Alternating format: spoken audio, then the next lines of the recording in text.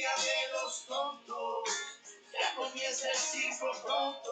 Tenemos somadores, marionetas, magos y caretas. Buenas tardes, bienvenidos a Zoom Cubano, un espacio del Consejo para la Transición Democrática de Cuba, un programa de información y reflexión sobre el pasado, presente y futuro de Cuba. El pasito del fracaso, regalando una sonrisa y vendiendo abrazos. Muy buenas tardes tengan todos. Ya está en el aire la primera emisión del programa Zoom Cubano. En él hablaremos y entrevistaremos a periodistas independientes, líderes religiosos, economistas, en fin, a toda la gama de la sociedad cubana para que pongan de este país. Trabajaremos en él nuestro amigo argentino Hernán Alberro y los cubanos Julio Aliaga Pesán y quien les habla Pedro Acosta Peña. Antes de continuar, queremos agradecerle a Radio Libertaria de Chile y en especial a Marinés Valle, su directora de programación, por permitirnos utilizar una hora de su espacio en el éter y a través de las redes sociales para hablar de Cuba, de su realidad. En el día de hoy también contamos con la participación de Elena Larrinaga de Luis, quien preside la Secretaría de Relaciones Internacionales del Consejo para la Transición. Es bueno que ustedes sepan que en Cuba, y muchos no lo van a creer, todos y cada uno de los medios de comunicación están en manos del Estado, quien los utiliza a su antojo y conveniencia, ocultando, tergiversando y mintiendo sobre lo que sucede en el país. Incluso, aunque contemos con el dinero para ello, nos es imposible abrir una estación de radio, una estación de televisión, publicar libros. En definitiva, ellos gobiernan a su antojo. Pero eso no es lo único que hace el gobierno cubano y que tiene en sus manos. ¿Qué tú crees de lo que acabamos de decir, Hernán? Es una triste realidad. Recuerdo siempre a un gran periodista y cubano independiente que decía, yo cedo cualquier cosa por una hora semanal en una radio, en un programa de televisión o incluso una columna en un periódico cubano, ¿no? O sea, esa necesidad de que se pueda conversar, de que se pueda conocer las diferentes visiones dentro de Cuba es algo muy palpable y que tú describías muy bien y que demuestra un poco la situación en la que hoy nos toca hacer este programa, ¿no? Que tiene que ver con... tenemos a Julio, a quien le ha sido imposible conectarse y lo tengo aquí en el teléfono. Julio, si quieres saludar. Desde La Habana, ¿me escucha? Sí, perfectamente.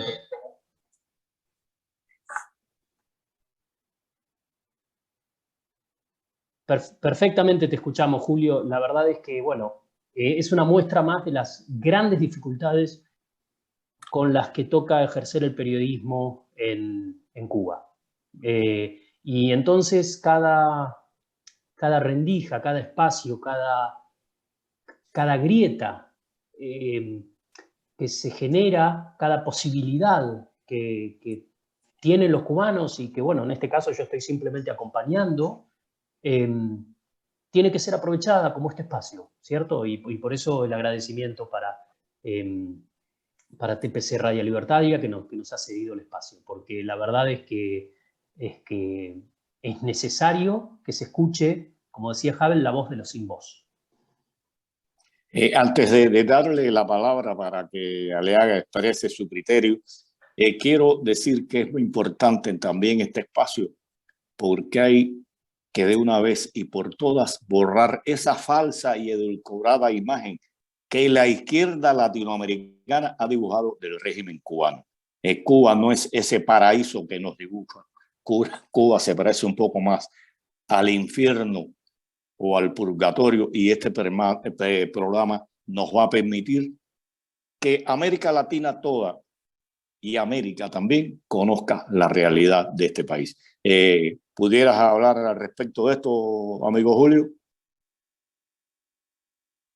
Sí, empezando por la A, como me gusta decir, hay que ver de que el gobierno cubano, a través de todo el presupuesto del Estado que maneja, pues desarrolla una gran campaña de comunicación para desvirtuar la realidad y que las personas fuera de la isla pues confundan qué es lo que está sucediendo, y a través de su llamado poder blando, o sea, los médicos en supuestas misiones que ya se ha establecido por la Organización Internacional de Trabajo, que no es nada más que esclavitud moderna, sus famosos proyectos de educación cultural en América Latina, en tanto de Bolivia o Centroamérica, pues trata de cambiar la percepción de la realidad hacia el interés de la isla en la mayoría de los escuchas latinoamericanos.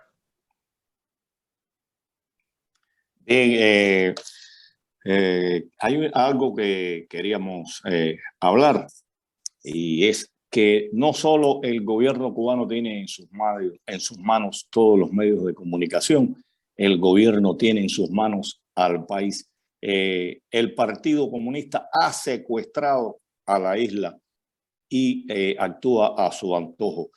En estos momentos, fin de año, se están celebrando cientos de juicios a aquellos que libremente salieron a expresar su disgusto con la dictadura del 11 de junio. De esto hablaremos en otro programa dedicado específicamente a ello.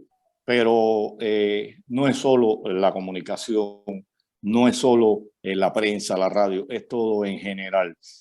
Y bueno, este programa, como se dijo de inicio, es del Consejo para la Transición Democrática en Cuba, que pretende aunar esfuerzos y unir voluntades para de conjunto llevar adelante lo que necesita el país. Y bueno, creo que es hora de que nuestra gran amiga Elena Larrinaga nos hable un poco de cómo surge este consejo, quiénes lo integran, qué ideas tiene y qué está haciendo la Secretaría de Relaciones Internacionales que ella dirige y que ha hecho un trabajo muy importante en Europa. Adelante, Elena. Hola, hola Pedro, hola Julio, hola Hernán. Antes que nada, feliz Navidad a pesar de todo, ¿no? Lo que está pasando en Cuba. Yo creo que la Navidad es un momento de reencuentro, de grandes emociones y de reuniones familiares y sobre todo de esperanza. Yo creo que, como tú decías bien, Cuba ha manejado el monopolio informativo, mejor dicho, de maravilla, ¿no? Yo recuerdo, por ejemplo, cuando yo llegué a Europa hace muchos años, yo le decía, yo era una niña, casi una niña, y yo le decía, papi, de lo que hacemos aquí, si aquí nadie sabe, nadie cree lo que nosotros decimos, nadie entiende. Y yo muchas veces cuando me he enfadado, muchas veces cuando voy a instituciones a hablar del tema, me enfado, muchas veces digo, tampoco ellos tienen la culpa, porque se han pasado 40 años escuchando mentiras. Yo creo que el gobierno cubano en este momento, por eso ha hecho esa represión tan grande, no se da cuenta, o sí se da cuenta, pero no quiere darse cuenta, que perdió el monopolio de la información, que ya no se puede seguir engañando a las personas, que esta represión tan grande que se vio en el 11J no es más que una más de todo lo que se lleva haciendo durante este tiempo, pero el mundo ya lo sabe. El mundo sabe lo que pasó, el mundo sabe que el gobierno cubano no tiene argumento de ningún tipo nada más que la represión y que ha metido en la cárcel a inocentes, a gente, a niños, y no ha tenido otra respuesta, ¿no? Yo creo que ellos en este momento están en una situación muy débil. Hoy estaba leyendo yo los índices de alfabetización de Cuba, ¿no? Maravillosos, me parece bien. Pero yo muchas veces pienso, vamos a ver, la alfabetización no es un objetivo en sí mismo, no es un fin en sí mismo. La alfabetización es una herramienta para poder adquirir conocimiento. Entonces, si a mí me dan un martillo para clavar el clavo, pero no me dan el clavo, ni me enseñan nunca podré colocar un cuadro. Entonces, si a mí usted me enseña a leer, pero luego no me deja leer lo que yo quiero y usted condiciona mi conocimiento, es más dramático todavía que si no sabes leer, porque por lo menos si no sabes leer, por esto no estoy diciendo que todo el mundo debe saber leer, pero tú no puedes cortarle a las personas el acceso, abrirles una puerta y luego decir hasta aquí, y eso es lo que pasa.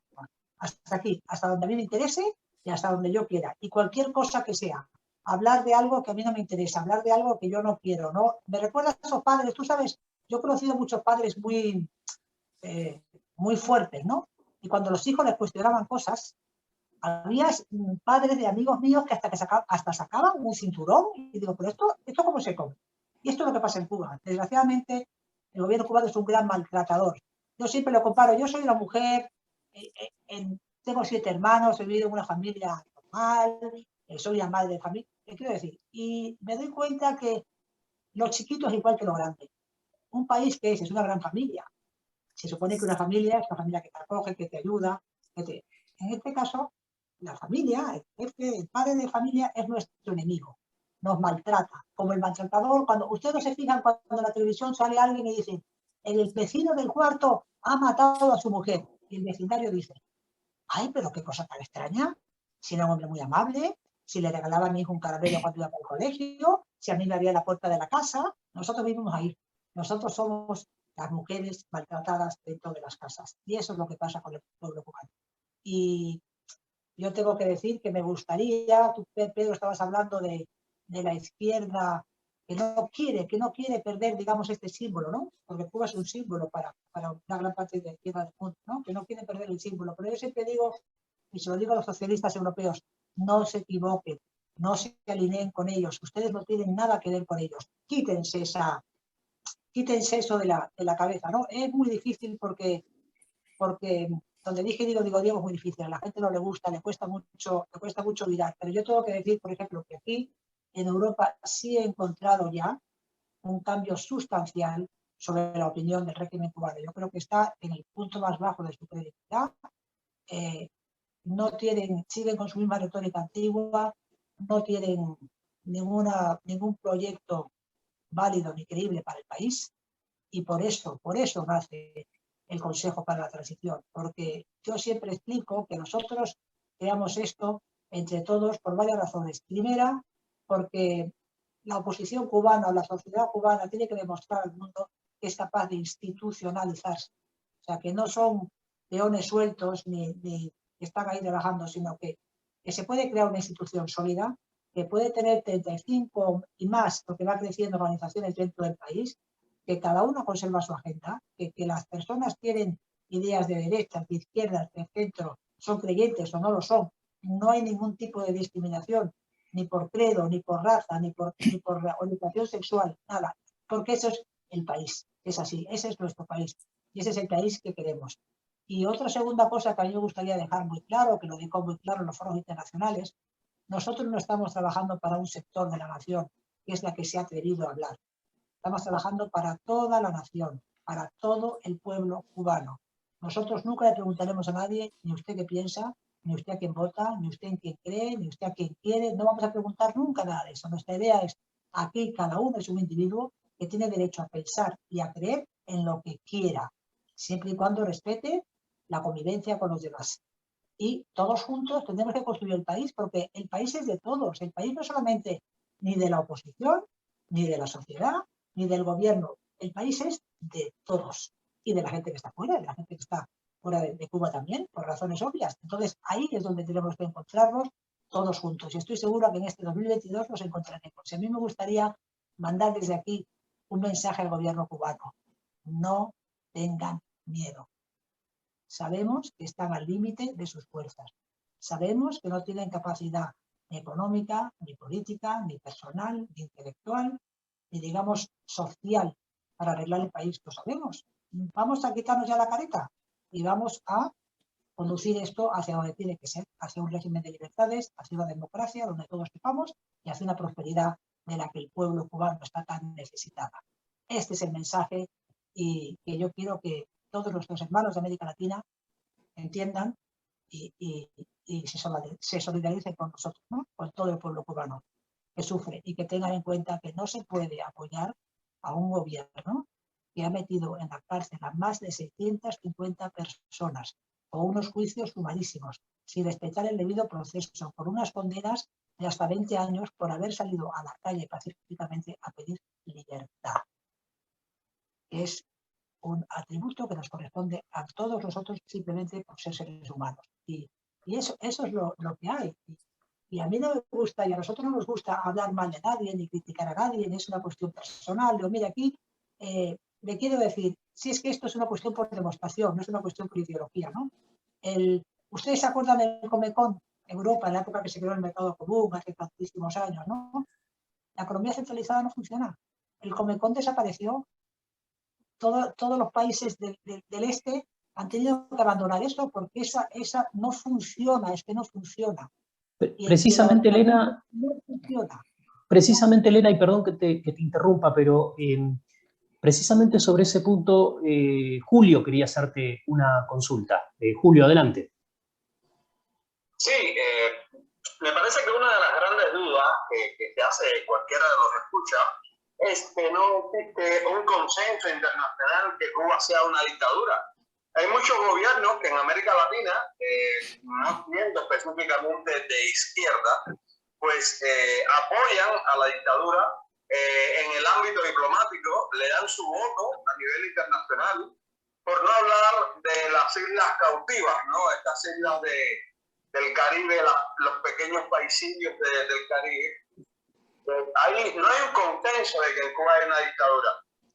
Por ejemplo, a Honduras en el año 2009 se le sacó temporalmente de la OEA por el golpe de Estado, en el mismo momento en que el presidente de los Estados Unidos estaba pidiendo que la dictadura cubana, la dictadura más blanca de este continente, pues entrara al sistema democrático de la Organización de Estados Americanos. Y el otro punto sobre ahí mismo, porque hablamos primero de los estados, pero vamos a hablar de las grandes internacionales ideológicas, que es un espacio que nos ha seguido por nuestros hermanos latinoamericanos, chilenos. Para la transición chilena, la Internacional Socialista, la Demócrata Cristiana, la Democracia Cristiana, todas las grandes internacionales se pusieron de acuerdo para apoyar a los demócratas chilenos. Pero no veo que ese apoyo de la Konrad Adenauer, de las otras grandes instituciones internacionales con perfil ideológico, pues traten de hacer lo mismo con respecto a Cuba. ¿A qué usted cree que se debe eso? Julio, si me preguntas a mí, te diré que el carisma de Fidel Castro no ha sido comparable con el de otras personas, ¿no? Él fue un hombre inteligente que vendió muy bien su imagen, aprovechó muy bien la situación, digamos, que había grandes polos de influencia política. Hay que tener en cuenta que el Partido Comunista, los comunistas rusos, formaban parte del eje de los aliados en la Segunda Guerra Mundial. Y eso es una cosa muy difícil de obviar, ¿no? Porque Stalin puso muchos muertos en la guerra y luego se lo cobró. Y se lo cobró, y una de las cosas que se cobró fue Cuba. Y una de las cosas que se cobró fue que políticamente lo dejáramos aquello en tablas. Se creía que el enemigo iba a batir el fascismo y el comunismo salió indemne de aquello. Y eso ha costado mucho, mucho, mucho en las mentes del país. Luego, cuando cayó el bloque del Este, cuando cayó la URSS, en Europa, por ejemplo, nació el eurocomunismo. Era como la gente no quería, la gente que había defendido tanto aquello y que se había puesto, en fin, no querían que aquello cayera. Era como cuando se te cae un mito, no sé. Yo me acuerdo que había un arzobispo que me dijo una vez, me dijo, mire, cuando pasó todo aquello, me dije, mire, señora, para nosotros, por ejemplo, yo soy sacerdote que entregaba mi vida a la iglesia, para nosotros esto que ha pasado con la Unión Soviética es como si para nosotros el Papa saliera en el Vaticano y dijera, señores cristianos, de lo dicho nada, todo esto es un cuento que no funciona. Es un drama, porque el comunismo se ha vivido en muchos sitios como una religión, casi, como una religión. La gente ha entregado vidas, haciendas, hijos, a una causa que ha resultado ser lo que es, ¿no? Entonces, Fidel tenía mucho carisma, el juego de David y Goliat se vendió muy bien, la gente no entiende que Goliat es el gobierno cubano y David somos nosotros. O sea, eso es una cosa que va echando un poco, y ha habido no sé, que pelear contra ese carisma tan grande, y ha sido muy difícil, y esa es la realidad. Nosotros todos, yo creo que todos en nuestra medida hemos hecho lo posible por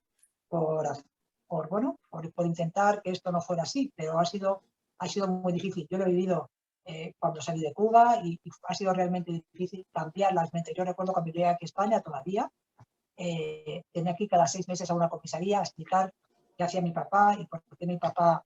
Y yo me acuerdo que yo una vez ya le contesté, mire, yo tengo 13 años y me tengo que hacer amigas en el colegio, o sea que por favor no me pregunte por mi papá, pregúntenselo a él. Pero eso es un poco el reflejo de lo que pasaba, ¿no? Ha sido muy difícil para los cubanos, muy difícil para todos nosotros, pero lo conseguimos. Hernán, bueno, tú has estado mucho tiempo vinculado a la realidad cubana, has contribuido y ayudado mucho a nosotros de cuando estabas en Argentina. Ahora llevas alrededor de 2 años en España. ¿Cómo tú ves, Hernán, el cambio de criterio que va teniendo Europa con relación a la dictadura cubana? Porque lo más lindo de todo esto es que hace unos días el señor Díaz-Canel se puso a defender y a decir que Cuba no era una dictadura, cuando usted tiene que pararse a defender una posición suya, es muy triste, y a decir que ellos no eran incapaces. Quisiera que tú, que llevas poco tiempo en España, pero que has estado vinculado a Cuba desde Argentina y ahora en España, me dieras una visión de cómo tú ves cómo Europa está mirando ahora al régimen cubano. A ver, en primer lugar, efectivamente, bueno, yo hace pocos meses que estoy aquí en España y no me siento calificado para hablar de este país ni del continente, pero sí me parece clave lo que decía Elena. Evidentemente, como un periodista argentino le increpó a Fidel Castro cuando estuvo en Argentina en el 2003 y le dijo, Fidel, es cierto que usted es el único dictador bueno. En esta cosa de decir, bueno, es un dictador, eso es indiscutible, pero entonces, ¿de qué estamos hablando? ¿No? Obviamente se llevó una trompada y fue a parar al hospital, pero parece que es importante ver, a veces salir un poco del día a día en el cual estamos metidos y donde el escepticismo y el pesimismo nos acarrea un poco a pensar que Cuba no tiene apoyo, que Cuba está sola en el mundo y demás. Por supuesto, un poco, como decía Julio, ¿no? O sea, la situación no es la misma que la que se daba con Pinochet en Chile, por supuesto. Ni la misma que el caso de Honduras, ni la misma, eso está clarísimo. Evidentemente Cuba tiene apoyos construidos durante muchos años, pero me parece que también es importante ver que esos apoyos han ido fluctuando y que esos apoyos han ido cambiando. Y que, como decía Elena, desaparecida la imagen de Fidel Castro, desvanecida un poco la de Raúl Castro, cada vez les es más difícil a los líderes de cualquier partido, generalmente de izquierda, pero los hay de todo, defender una idea que ya poca gente cree. Ahora, claro, tú me dirás, me sumo a un taxi, le pregunto al taxista y el taxista resulta ser el taxista, digo, en Madrid, resulta ser un chavista o resulta ser aunque he visto que los taxistas aquí son muy pro Díaz Ayuso, pero en Argentina pasaría eso. En Buenos Aires uno se toma un taxi y el taxista puede ser pro Macri, pero al mismo tiempo va a decir, no, pero Maduro, Chávez y Fidel Castro, o bueno, los hermanos Castro o el régimen en Cuba, eso sí está bien, ¿no? Que por supuesto, carece totalmente de lógica. Y la lógica no entra en estos debates. La lógica queda totalmente fuera de estos debates. Entonces, respondiendo a tu pregunta, Pedro, me parece que es importante también ver esos cambios sutiles. Y es importante ver que se puede hablar de algunas cosas respecto de Cuba que antes no se podía hablar. Directamente no se podía hablar. ¿Sí? El hecho de que el Consejo para la Transición Democrática de Cuba hoy pueda ir al Parlamento Europeo, pueda reunirse con diferentes... Recuerden que en la vieja Comisión de Derechos Humanos de la ONU, ¿cuántos ataques físicos violentos recibían los no aceptados sociedad civil cubana que tenían que entrar por una rendija de la... Bueno, no digo que eso no pase, todavía pasa en el Consejo, pero pasa mucho menos, y pasa con otros apoyos, ¿sí? Entonces, ahora, claro, que podría ser peor, eso no me alegra, me dirás. Sí, claro, es cierto. O sea, falta mucho, el tiempo es tirano, lo entiendo, pero me parece que puede no gustar lo que voy a decir, pero digo, la construcción democrática a veces cuanto más lenta mejor. Y entonces me parece que en la medida en que esos cambios se van dando paulatinamente, socialmente, la aceptación va a ser más sólida hacia la democracia cubana. Y digo, quizás esté pecando de optimismo, pero esa es un poco mi respuesta. Creo que Julio tenía también una pregunta para Elena. Julio, adelante. Me preguntaba cuando se hablaba del escenario internacional, específicamente las políticas de los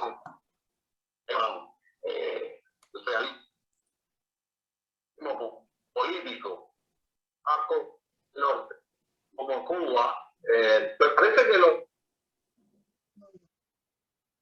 mexicanos es que ocurra en Real Norte o en Cuba, prefieren mantenerse alejados. Y pienso esto porque, por ejemplo, la Organización de Estados Americanos ayudó a República Dominicana en el año 1965, o en los duros años de la gran crisis del 90, mientras Estados Unidos trataba de resolver el problema de Haití, que hacía una invasión de refugiados, pues sin embargo permitía el mantenimiento de la tiranía en Cuba y estaba haciendo lo mismo, o sea, enviando una invasión de refugiados a Cuba. Recuerden que Cuba ha abierto, o sea, la tiranía cubana ha abierto la válvula de escape, es una frase muy cubana, de los opositores cuando permite la libre salida de los cubanos. Estoy pensando por dos ejemplos, el año 1980, el famoso puente Mariel Flortín, y después en el año 94, cuando la crisis de los balseros. ¿Por qué crees que pasa esto?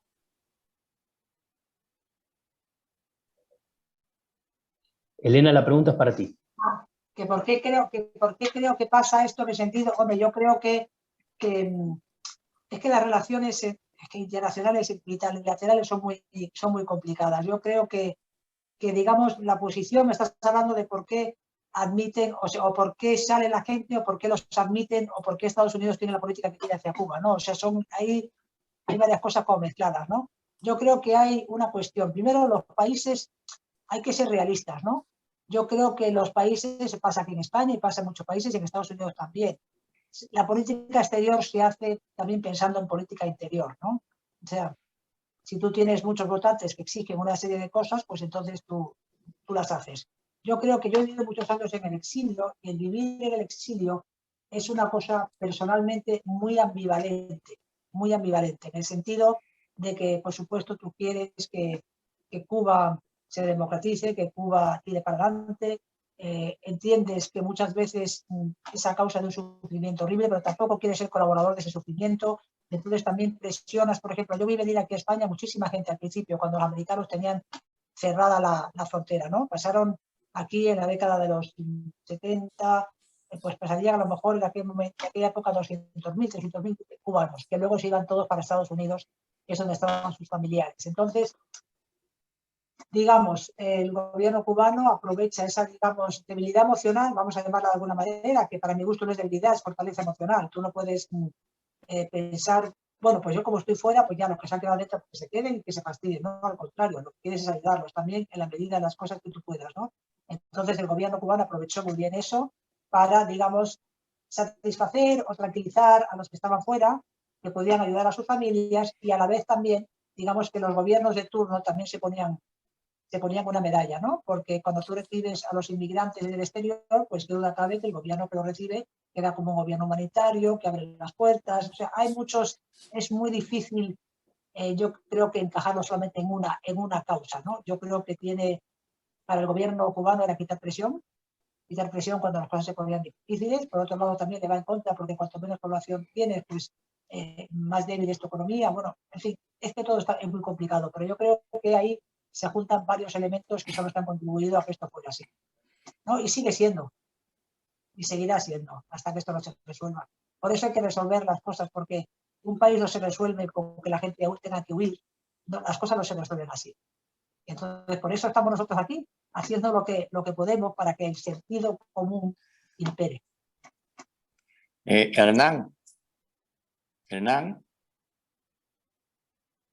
Sí, aquí estoy. Estoy muteado. Pero óyeme, hablaste del tirano que es el tiempo, tú lo estás controlando. Y yo quería, antes de que se nos pasara la hora que tenemos en el aire, no olvidarnos, que ya hablé de ello, de los presos políticos que están en el país y de dos en específico que son miembros del Consejo para la Transición Democrática en Cuba, que son José Daniel Ferrer, su presidente, que fue electo de conjunto por este consejo, y de Félix Navarro, un hombre de casi 70 años con problemas cardíacos y vicepresidente del Consejo para los Derechos Humanos y que está preso desde el 12 de julio. No podemos olvidarnos de ellos tampoco, porque lo más triste es que no sabemos qué va a suceder y qué harán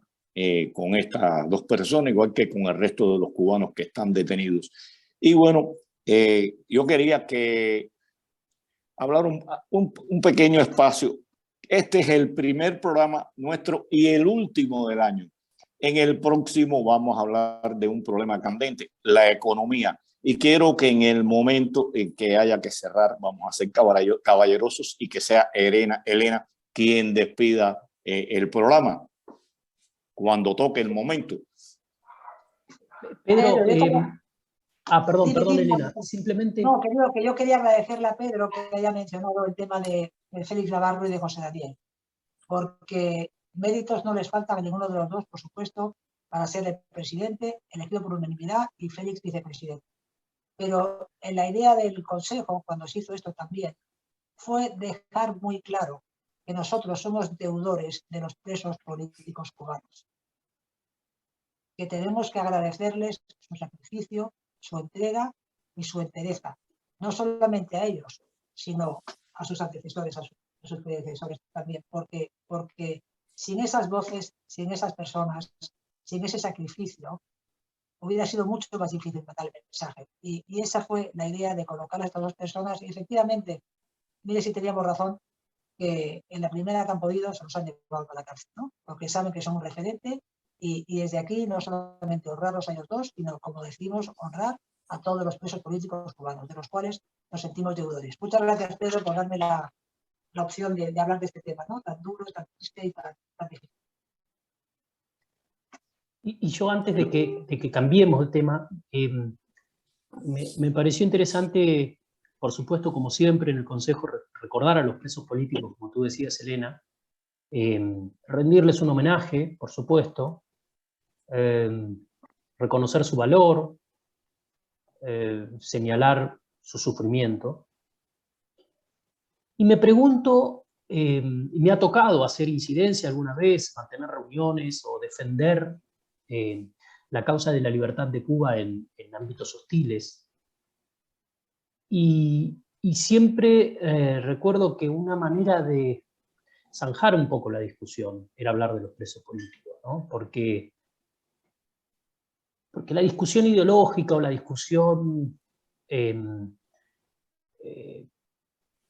técnica de derechos sociales, es decir, si la salud es más o menos, si la educación, como tú decías antes, Elena, es mejor o peor, si se lo compara con Haití, con México, con Chile o con Argentina, ¿no? O sea, esas discusiones, por supuesto que son importantes, si no, no existirían los indicadores, los índices y demás que nos ayudan a entender en qué lugar está parado cada uno de nuestros países, pero lo que pasa es que si partimos de la base, como muchos países de América Latina hoy en día, lamentablemente, pero el caso más alarmante seguro es el de Cuba, en términos de presos políticos, simplemente por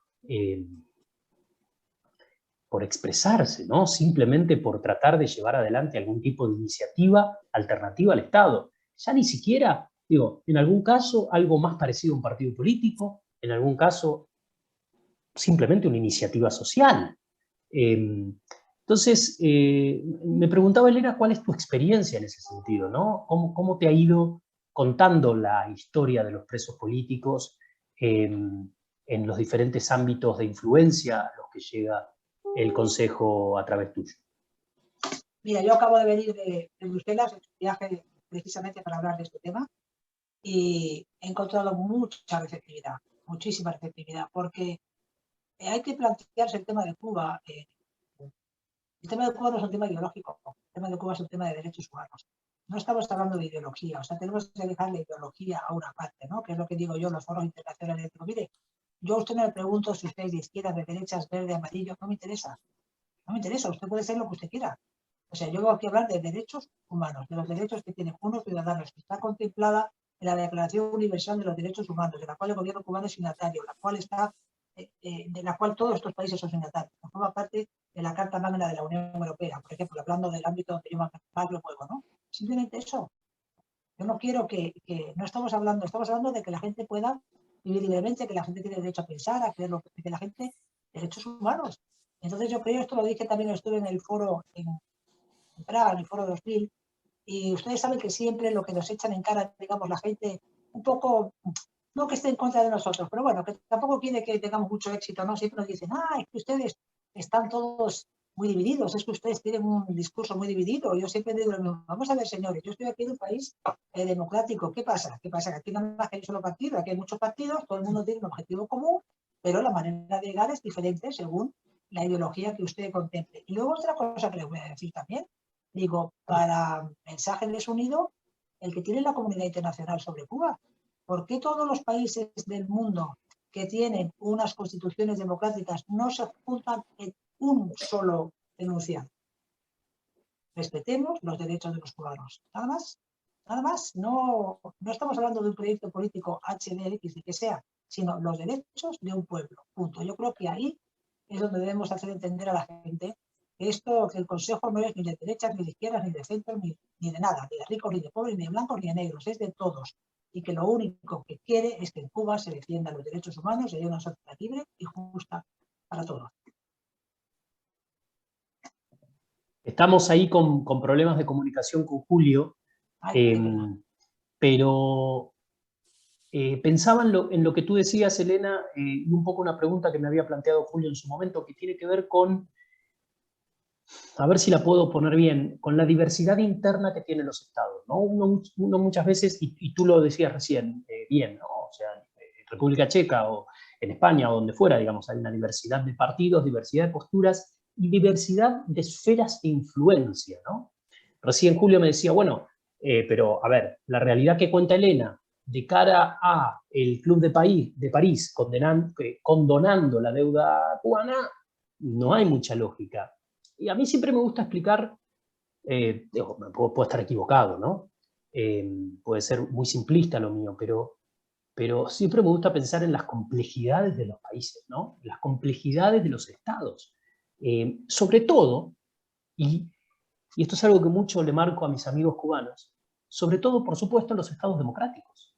Porque en los estados democráticos es donde hay diferentes fuerzas controlando diferentes esferas de poder, sí, y tomando diferentes decisiones, ¿no? Entonces, muchas veces, de hecho, en Argentina se ha dado, ¿no? El Congreso condenando a la dictadura cubana por algún motivo y el presidente haciendo lo opuesto. Me dice, pero ¿cómo si es el mismo país? Bueno, pero son diferentes fuerzas las que llevan adelante. Y en el caso de Argentina, encima tenemos el peronismo, o sea que a veces, incluso dentro del peronismo, hay sectores, y eso lo ve uno con Estados Unidos, ¿no? Digo, dentro de los republicanos hay sectores que son mucho más de enfrentar y de exponer a la dictadura, y otros que son más de, bueno, pero permitamos el comercio, pero permitamos algunas cuestiones, ¿no? ¿Cómo has visto eso en Europa? Quiero decir, con este caso puntual, ¿no? De lo que planteaba Julio del Club de París, por ejemplo. Claro, ¿Cómo es tu análisis? de todo, pero si yo estoy pidiendo una democracia para Cuba, no me puedo enfadar con nadie que piense diferente de como yo pienso. Lo que tengo que es argumentar y convencer a esa persona que su percepción es la equivocada, ¿no? Por supuesto, tengo más sintonía con unas personas que con otras, pero precisamente tendré que hablar más con la gente con la que tengo menos sintonía, con la gente que yo pienso que es la que está equivocada, y que esa persona entienda que yo soy una persona razonable, que soy una persona creíble, que no soy una arrebatada, que no estoy contra todas las banderas, que simplemente estoy a favor de una causa justa, que es a donde hay que llevar a las personas, que por lo que sea, tampoco vamos a meternos en eso porque eso sí que es un programa entero para hablar de eso, que por lo que sea están adscritos a un lugar que yo no entiendo, no comprendo y no comparto. Pero no debo de insultarlos, debo de convencerlos de su error. Y eso es lo que yo creo, eso es la democracia. Eso es la democracia, sentarte con gente que no piensa como tú y a la que tienes que convencer de lo que tú crees. Y muchas veces tú vas con tu película y a veces pues aprendes de enfrente y a lo mejor te suelta un matiz que dices, pues mira, pues por aquí a lo mejor también se puede conseguir algo, matizando un poco, ¿no? Lo cual no significa ni entregar tus ideas a otros, ni desdecirte de lo que piensas, pero eso es la política. Lo que pasa es que nosotros en un país como Cuba vivimos en dos bloques, ¿no? Confrontados unos contra los otros, que es la táctica para destrozar un país, ¿no?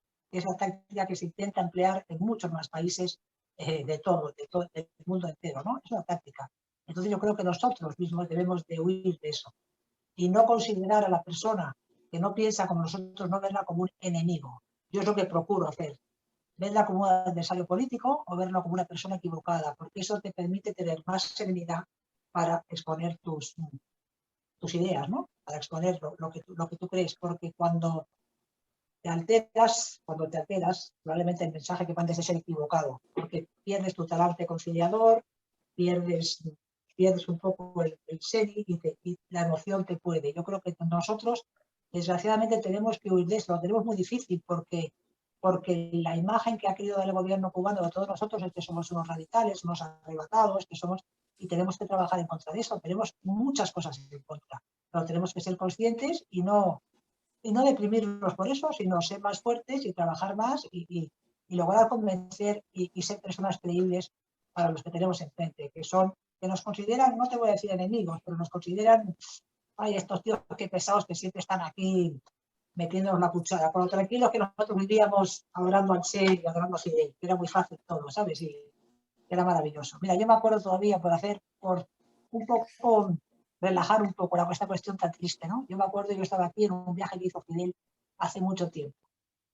Y me dicen mis hermanas, que eran un poco mayores que yo, Lina, vamos a ir a la puerta del hotel a manifestarnos y no sé cuánto. Y les dije yo, mira, mis tíos vivían todavía, la generación anterior todavía estaba viva y fuerte y joven todavía, ¿no? Y digo, ¿sabes lo que va a pasar? Entonces, ¿sabes lo que va a pasar? Vamos a ir, ¿eh? Lo que va a pasar va a ser lo siguiente, nos vamos a poner en la puerta del hotel, la policía nos va a echar a nosotros para afuera y a algunos nos van a dar un golpe seguro. Exactamente así fue, ¿no? Entonces, ¿qué puedes hacer en ese momento? Decir, o decir, esto tiene su lógica, por esto, por esto, por esto y por esto. O sea, hay que hacer un análisis de la situación, ¿no? Y decir, ¿por qué pasa esto? Por esto, por esto, por esto. Pues entonces analicemos bien y combatamos esto y esto. Pero si te dejas llevar por el sentimiento, te vas a tu casa, te pones a llorar, dices, qué injusta es la vida, y con eso, ¿qué hacemos? Te quedas tú con tu pobre historia, ¿no? Yo creo que cuando uno tiene dificultades en la vida, como hemos tenido los cubanos y tenemos, y ahora la gente que vive dentro muchísimo, porque yo estoy instalada en Europa y bueno, la vida transcurre adecuadamente, ¿no? Pero yo creo que la vida hay que combatir siempre. No te debes de quedar, porque si no entregas la victoria al frente. Combatir, me refiero, entre comillas, ¿no? La lucha, la batalla de las ideas, ¿no? De combatirla y del talante y de la educación, de la formación y de no insultar a nadie, de analizar los hechos y no personalizar. En fin, yo creo que muchas cosas que depurar. Nosotros tenemos que depurar un poco, dejar el sentimiento aparte, porque yo me acuerdo, por ejemplo, cuando mi madre se murió, a mí me entró una rebeldía, yo tenía 19 años y decía, pero ¿dónde estaba escrito que mami tenía que morirse en un país fuera, lejos de su familia, lejos de sus amigos. Esa rebeldía me di cuenta que era malísima, malísima, porque no te lleva a ningún sitio, nada más que volverte una persona. Hay que superar eso, es muy difícil, pero hay que superarlo. Yo creo que ese es el camino, la verdad. Lo cual no significa no saber lo que ha pasado, lo cual no significa no reclamar lo que ha pasado, lo cual no significa no poner a un lado a las personas, en fin. Eso no significa no saber exactamente qué es lo que hay que hacer, exactamente lo que está mal hecho, exactamente lo que no se puede tolerar, en fin, pero de una manera, vamos a decir, civilizada, ¿no? Porque es que no hay otra. Yo no voy a pegar un tiro, no sé, que no voy a ir a nadie, porque no resuelve. Aunque soy humano y muchas veces, pero no resuelve. Óyeme, Hernán. Sí, Pedro. Hernán, Sí. Óyeme, yo pienso que un poco esa intransigencia que existe en los cubanos todos, de derecha, de izquierda, de centro, es un daño generacional que surgió con Fidel Castro desde que empezó a denigrar de los propios cubanos, gusanos, vendepatrias, y ese odio lo ha llevado al gen de los cubanos, y eso es una de las cosas por las que hay que luchar. Yo veo personas que desde afuera, cuando usted los oye y están en contra del régimen, y yo les digo, bueno, si yo quiero aplicar lo que tú deseas, el gobierno está siendo bueno conmigo, pero eso es un daño que ha hecho también el régimen con su intransigencia, con su represión, y hay que luchar porque la gente sea capaz de oír al otro, comprender al otro y callar cuando deba callar. Pienso que eso tiene que ver mucho con la ideología que ha esgrimido en la dictadura cubana. Sí, evidentemente, la empatía, todo sistema democrático, ¿no? Parte de ese tratar de entender al otro, que evidentemente no está ahí. Y me gusta retomar una frase de Elena que me quedó resonando, que tiene que ver con decirle al régimen que no tenga miedo. Y recién hablábamos, ¿no?, de los cambios. Fíjense qué importante es decirle al régimen hoy que el régimen no tenga miedo, cuando hace poquito, y de hecho probablemente hoy también tengamos que decir al pueblo que no tenga miedo. Pero es que la sensación es que el pueblo ya no tiene miedo. Y que el miedo lo tienen quienes tienen las armas. Y como tú decías, Pedro, quizás sea pronto, pero fíjate cómo Elena ya se está poniendo en el lugar del otro. Y Elena ya está diciendo al régimen no tengan miedo. Ustedes tienen las armas, ustedes tienen el monopolio del uso de la fuerza, pero no tengan miedo. Porque sabemos que con miedo es peor, pero también está diciendo a los funcionarios de rango medio, a los funcionarios de rango más bajo, no aprieten ese gatillo, porque no lo quieren ustedes. Tienen mucha razón en eso, ¿no? Y pienso que hay que borrar ese odio. Lleva tiempo, pero hay que seguir ese camino. Y en Cuba no se puede reclamar venganza, lo que hay que reclamar es justicia, que es lo que va a resolver los problemas de este país dentro de muchas cosas. Bueno, no sé si Aliaga tiene algo en el gatillo por ahí.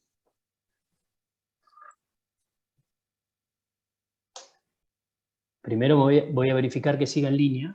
Julio, ¿estás ahí? ¿Quieres agregar algo? No, que me parece muy completo la expresión de Elena.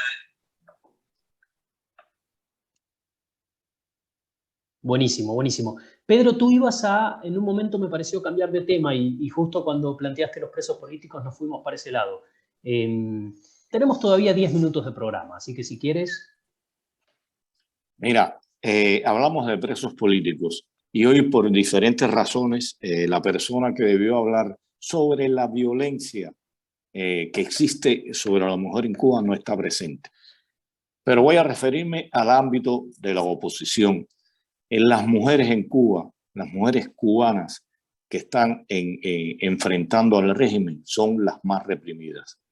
La mayoría de las personas que están cercadas por tiempo, y no quiero mencionar nombres, aunque haya obligación de mencionar algunos nombres, como es el caso de Iliana Hernández, que lleva meses sin poder salir de su casa, que la han detenido, que la han tratado de humillar. Está Camila Acosta, una periodista que también lleva meses siendo cercada, que no le permiten salir de su casa.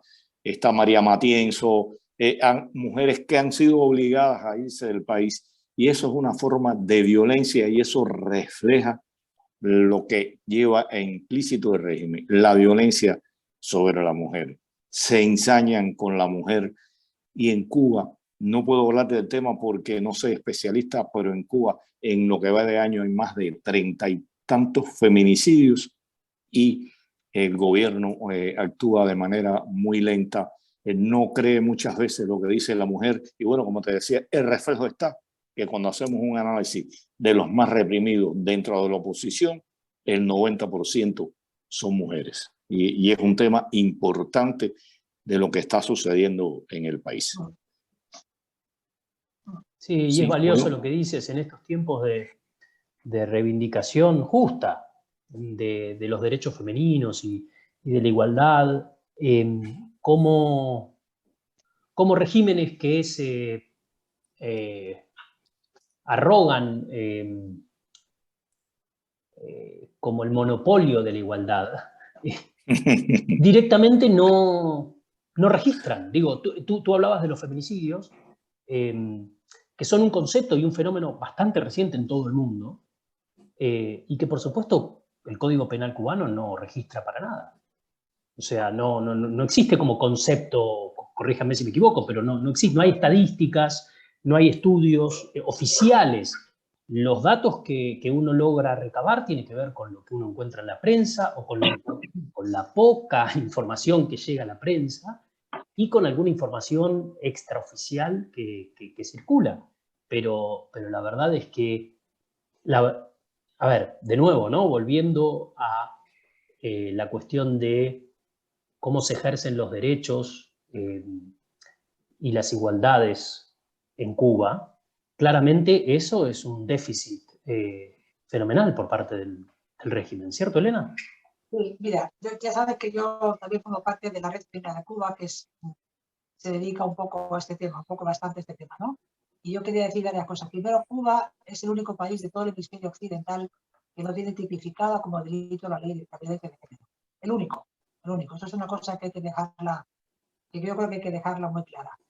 ¿Y por qué no lo tiene? Porque en Cuba, cuando tú cuestionas cualquier cosa, esto te lo puede decir Pedro mejor que yo, porque yo vivo fuera, eres un enemigo del régimen. ¿Y qué pasa con las mujeres? Las mujeres están denunciando la violencia familiar, la violencia doméstica, y al denunciarlo automáticamente surge la violencia institucional.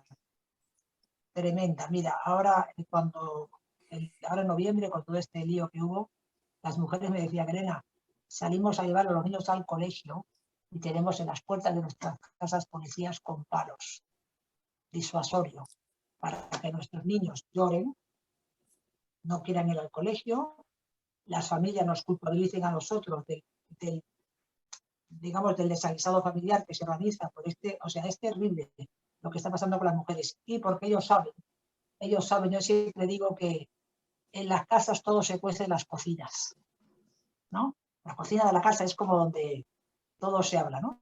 Y la cocina de la mujer.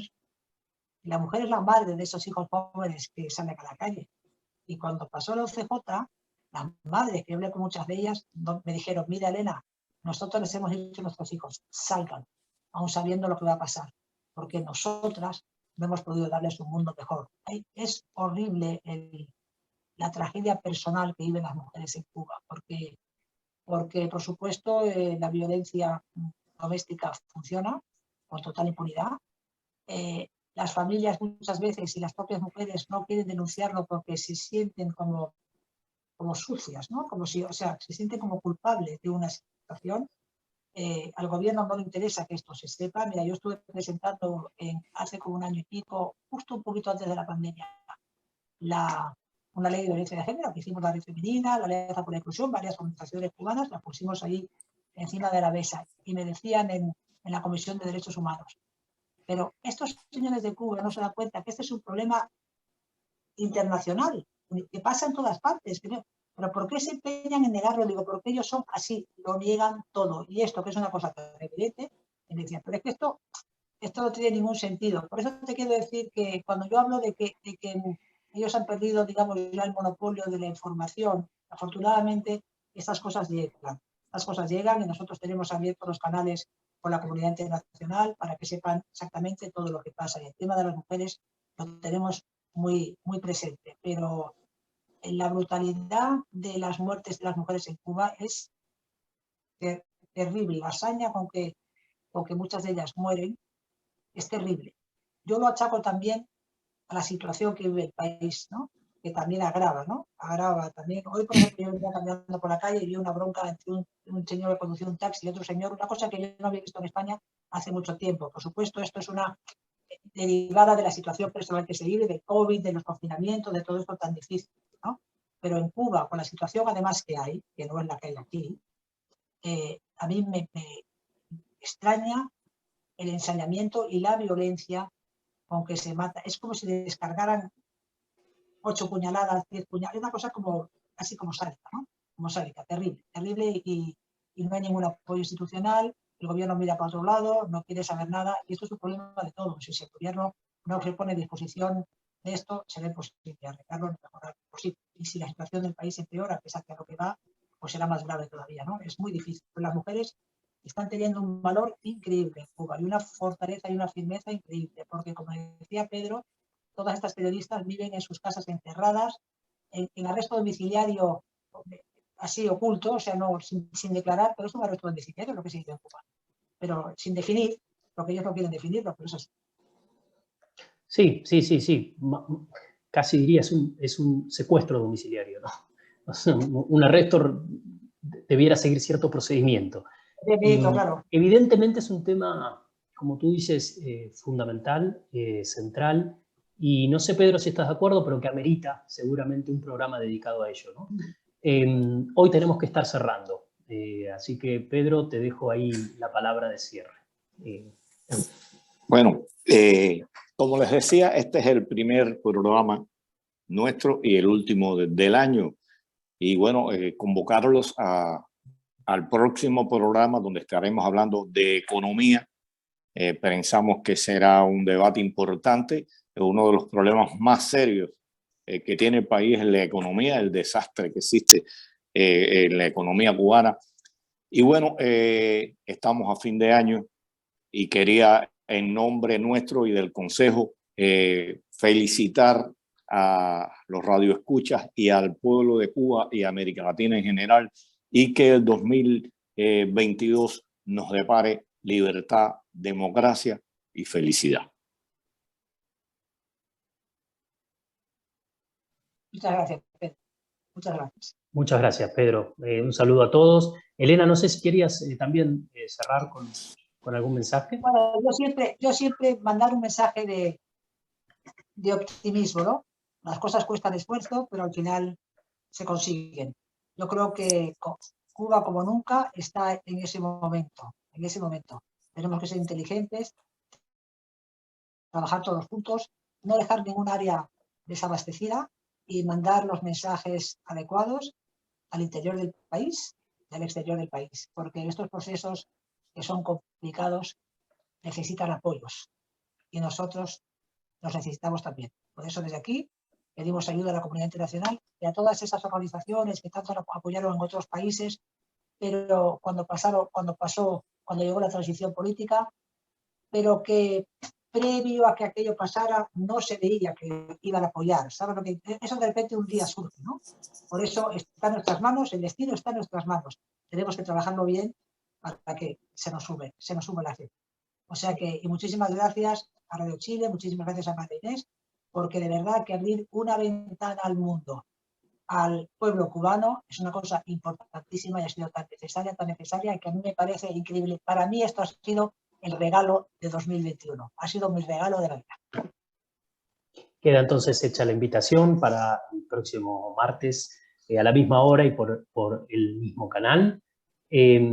Y bueno, muchas gracias a todos y nos vemos en la próxima edición de Zoom Cubano. Muchas gracias.